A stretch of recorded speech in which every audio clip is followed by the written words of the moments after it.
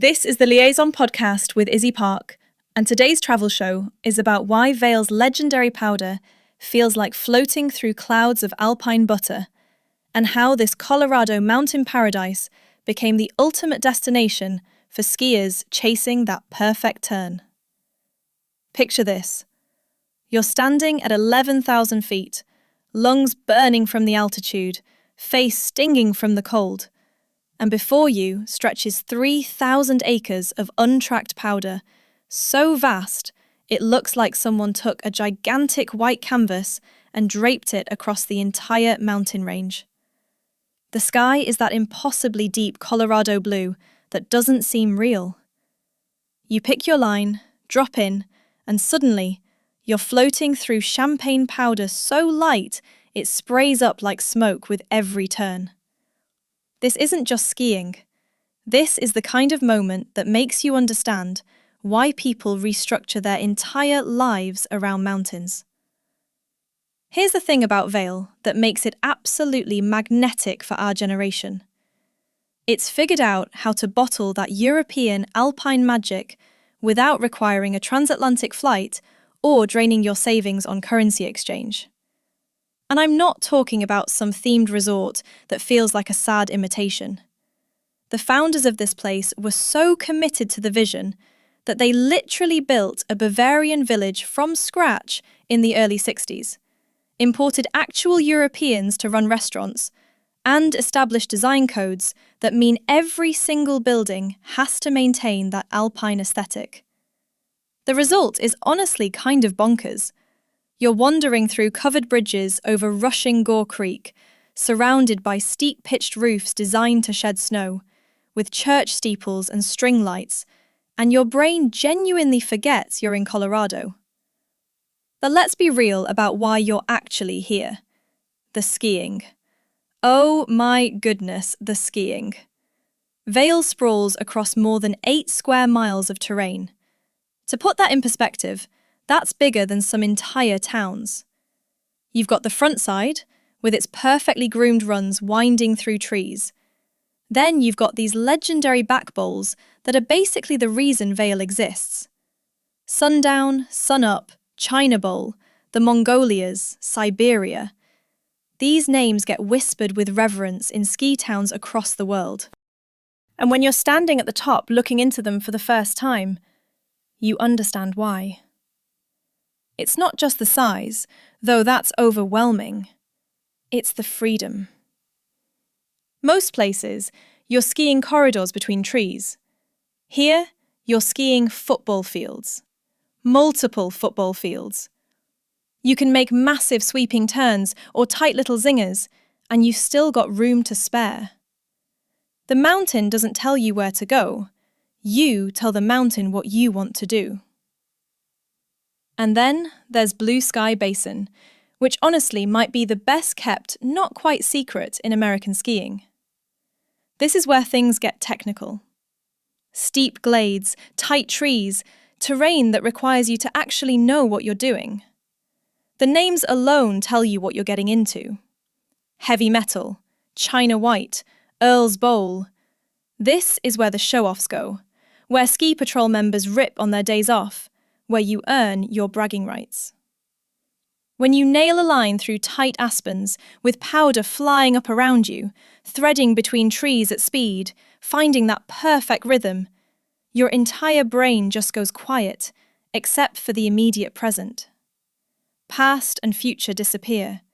There's only this turn, then the next one, then the next. But here's what makes Vail genuinely special for young travellers like us. Most luxury mountain destinations feel stuffy, like you need to prove you belong there. Vail has this fascinating dual identity. Yes, there are people staying in $10,000 a night hotel suites. Yes, you'll see more Canada Goose jackets than you can count. But you'll also find groups of 20-somethings packed 4 to a studio apartment, working morning shifts at coffee shops so they can ski every afternoon, living on ramen and the occasional splurge at happy hour. The mountain itself is the great equalizer. Nobody cares about your tax bracket when you're all freezing on the same chairlift, or struggling through the same crud at end of day. More after our break. My name is Tom Sachs. I'm an artist in New York City. For nearly 2 decades, I have been collaborating with Nike. Nike running is for runners, Nike basketball is for basketball. Nike craft is for everyone else. What matters is whether you can ski.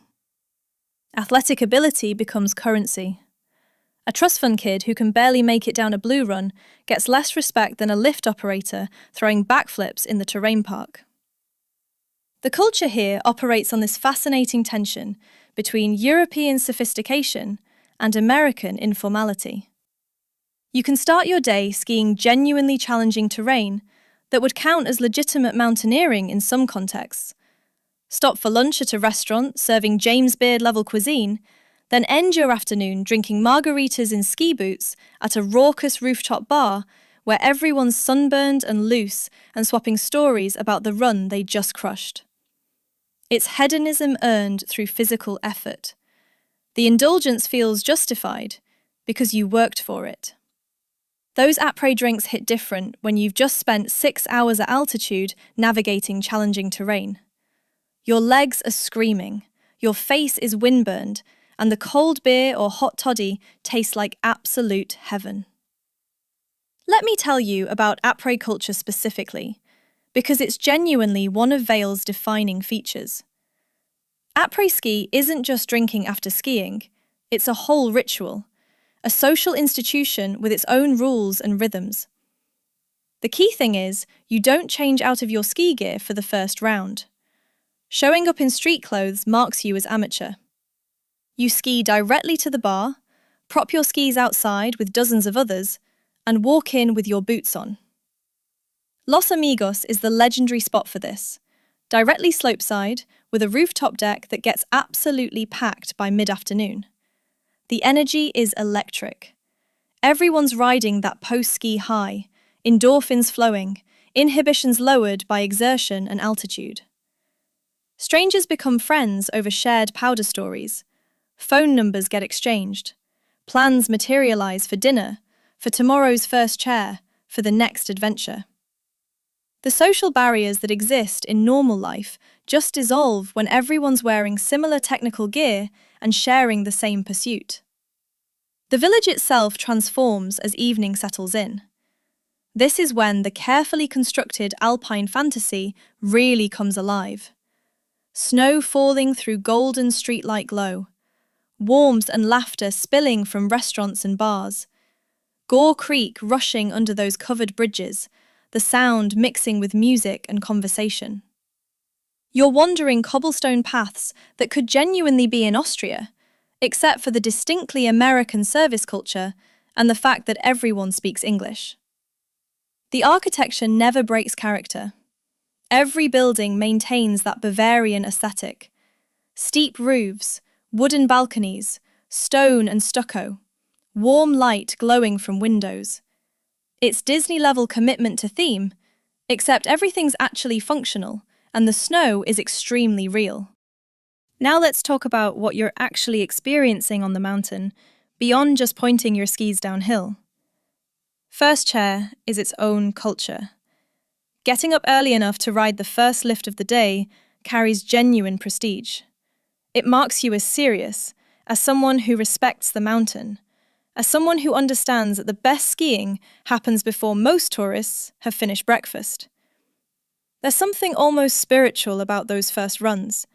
The snow is perfectly groomed, untouched corduroy stretching down the mountain in pristine lines. Your skis make this beautiful carving sound. The air is so cold it burns, and the light is soft and golden. You earn your place in this moment through sacrifice of sleep and warmth. Then storms roll in, and everything changes. When significant snow falls overnight, an unofficial holiday gets declared. They call it Vail flu. Suddenly, half the workforce calls in sick. Because nobody's actually sick. They're skiing powder. This is accepted, expected even. The powder day is sacred. You don't miss it for something as trivial as work. The snow here is famously dry and light, what they call champagne powder. It's so different from the heavy, wet snow of coastal mountains that your first time in it feels almost magical. You sink in and float simultaneously. It sprays up in clouds. Face shots become a real thing, where the powder flies up and hits you in the face with each turn, and instead of being annoying, it's the best thing ever. The back bowls on a powder day are why people restructure their entire lives around skiing. I'm not exaggerating.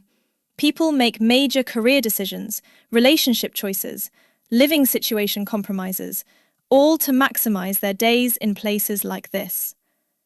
Because when conditions align perfectly, when you drop into Sundown Bowl with fresh snow and blue sky and nobody around, you access something profound. It's not just recreation, it's flow state, meditation, joy, presence, and accomplishment, all rolled into one. Your entire consciousness narrows to the immediate sensation of movement through space. Every cell in your body is engaged.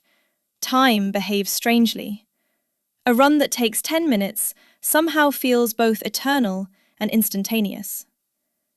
Blue Sky Basin deserves its own moment of appreciation because it's where Vail shows its technical side. This area got added about a quarter century ago and immediately became legendary among expert skiers. The terrain here doesn't mess around. Pete's Bowl, Earl's Bowl, the various glades marked with names that should give you pause. This is steep, tight tree skiing that requires genuine skill. You need to read terrain on the fly, choose lines quickly, commit to your decisions. There's no pizza wedging your way down these runs. Either you can ski them, or you can't. More after our break. Building a new product? Temez Labs takes you from napkin sketch to the App Store. Trusted by Fortune 500s for quality, security, and speed. Book your free strategy session at temez.ai. And when you can, when you're threading through aspens at speed, when you're linking turns with precision and confidence, when you emerge at the bottom having absolutely nailed the line, the feeling of accomplishment is immense. This is where Instagram bravado meets actual consequence. You either have the skills, or you learn quickly that you don't. Let me paint you a picture of a perfect Vail day, the kind that becomes legend among your friend group. You make first chair despite staying out too late the previous night. The morning is brutally cold, but perfectly clear. You start on the front side, warming up your legs on groomed blues, gradually working up to blacks. By mid-morning, you're ready for the bowls. The highline lift becomes your highway to happiness. Each lap takes you into different bowls, different aspects, hunting for pockets of preserved powder or silky smooth groomers. You stop for lunch at a mountain restaurant. Nothing fancy, just fuel and a chance to rest your legs. Afternoon brings warmer temperatures and softer snow. You venture into Blue Sky Basin, tackle a few challenging runs that test your limits. Your legs are absolutely cooked by 3 o'clock. You ski straight to Los Amigos, claim a spot on the rooftop, order something cold or something warm, depending on weather. Within minutes, you're deep in conversation with people who were strangers 10 minutes ago, but now you're trading phone numbers and making plans for dinner. The village nightlife has this sophisticated energy that sets it apart from rowdier ski towns. This isn't Whistler or Breckenridge with their straight-up party atmosphere. Vail skews slightly older, more refined, but still knows how to have fun. You've got wine bars with actually impressive selections, cocktail lounges making craft drinks, restaurants that wouldn't be out of place in major cities. We hope you enjoyed the trip. You can support the Liaison podcast by rating it 5 stars and pressing the follow button. And remember, one's destination is never a place, but rather a new way of looking at things.